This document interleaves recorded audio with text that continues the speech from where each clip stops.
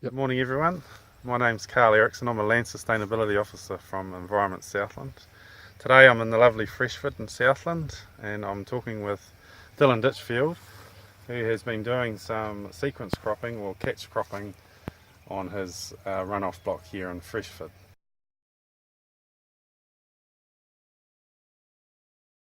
Sequence cropping and catch cropping, one and the same thing, but basically what it involves is when the cows or stock are on a winter grazing paddock and they finish it off, the paddocks usually lay bare fallow and bare soil, and the idea of a catch crop is to incorporate a cold germinating variety to sow that in after the cows have gone off the crop.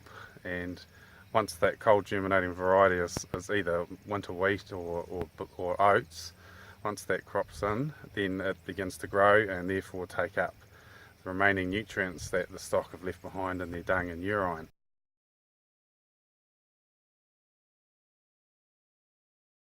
It was when I think I asked yourself and Gary Morgan to come out and about some questions around wintering, and you put us on to looking at options of catch cropping, and so I looked into it and I felt it was I needed to give it a go, and we'd been doing fodder beat up to that point, and I felt that it wasn't I didn't feel right environmentally, the impact it was having, and plus on staff, and the impact it was having on the cows after doing it for 4 or 5 years, and I wanted to look for something alternative, and so we gave it a crack.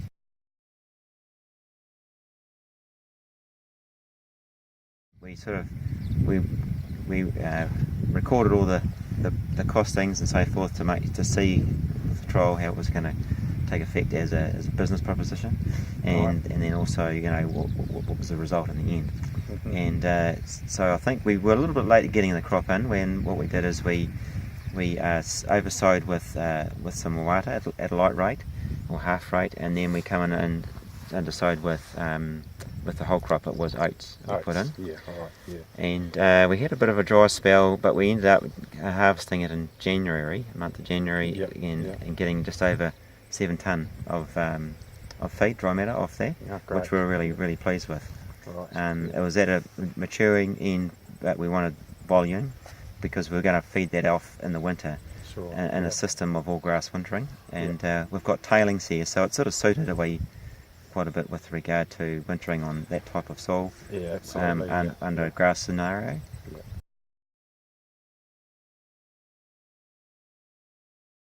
Looking at the cost of it per hectare, it costs about, including feeding out, excluding the lease costs, about 20 cents per kg dry matter. Okay. So when you compare that to wintering off or crops, in fact, it's actually quite a viable option. When you look at us feeding it off on the all grass system as well, staff loved it. Yeah. Cows loved it because they weren't sitting in mud, and going on 12 months later, you had vegetation growing with the mawata, and we went undersowed. So we've got that continual nutrient uptake throughout that whole system, Correct. throughout that whole period. Yeah. So what is the price of a wintering off? You said 20 cents per kg of dry matter for this system. What is the wintering off price? I guess it depends where you're going to, but most would be 28 to 35 cents, I guess, in that vicinity. So around 30%, and Yeah. let's not forget that by having the catch crop in this field, the trials at Lincoln show a 30% reduction in nitrate leaching as well, which has got to be a comforting sort of feeling, knowing that as well. Well, it is. You don't actually see it because, of course, as farmers we like to see stuff and feel satisfied we've done something that's positive. But you just trust in the science that's been done already, particularly in Canterbury when they did the trial work up there. And we got the strike at a good time, and so I felt, because you see the plant growing, it's taking up the nutrients, obviously. Yes. Still had to feed it with a bit of fertiliser to get it going. Yes, of course. But the plant's already there, sucking that nutrients up. And yeah, that's right. Yeah. Yeah, and we like our win-wins. We like good outcomes for the environment, but they have to make dollars and cents, of course, too.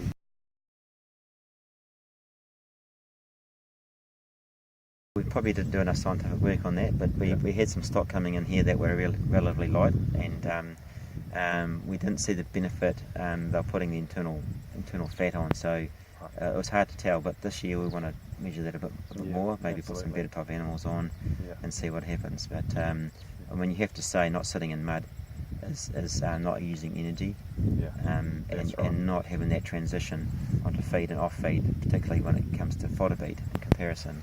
That in itself is quite an advantage, I think. Absolutely, yeah.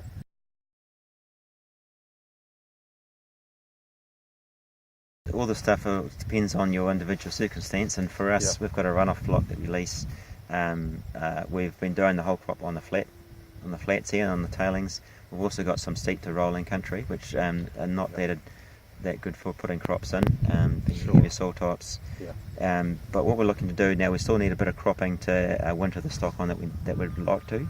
So we're looking to go back to chow and follow that up with a whole crop, and then undersowed with mawata, and then coming in with other annuals undersowing as we've gone through a 12-month process. Sure. Again, it's about having the plants in the ground throughout that whole duration. That's right, yeah. And the only small window, I guess, is when once you've grazed it, to putting that whole crop in, which I guess would be a good month or month and a half before you'd normally sow another crop or go into regrassing. Yes, that's right. And we've got to remember that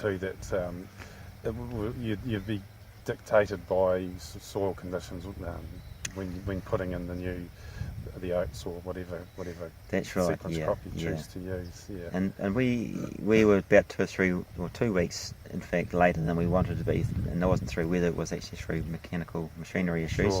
But we still got a good early strike. So, and I mean, it's great to see that you've even still got some of it left, some 18 months after sowing. And you're obviously still using some of that for your stock. So we'll be feeding that out this winter. So it's 12 months or 2 years later. And still reaping benefit from it. And it went in. It got a good quality feed. Still had some mawata in amongst it. So you've got some high energy type feed there and amongst some of the stalky stuff that possibly might not be quite there. But I guess for winter feed that's ideal. Sure. Oh, well, thanks very much for sharing your story with us today, Dylan. We would like to encourage farmers throughout Southland, particularly on the lighter, freer draining soils. This is a viable option, and if you need to know more about it, then give me a call or get in touch with Environment Southland. We'll be happy to help. Environment Southland.